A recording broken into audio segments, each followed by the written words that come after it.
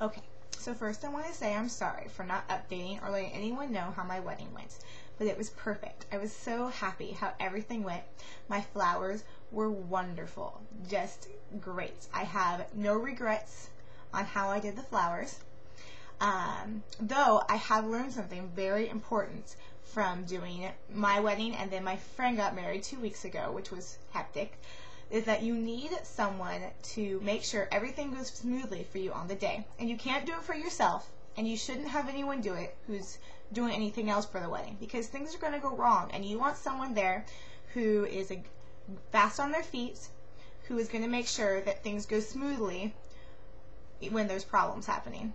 So do that when doing your wedding. So it was perfect and it was wonderful, and I've learned a bunch in this last year from the 2 different weddings I've done. So I will hopefully be posting more stuff up now, but I just wanted to give everyone an update that the wedding was perfect, and you know what? Doing your wedding cheaply is extremely satisfying. So I hope everyone else who's been doing weddings cheaply in the last years, things have gone well. Thanks. Bye.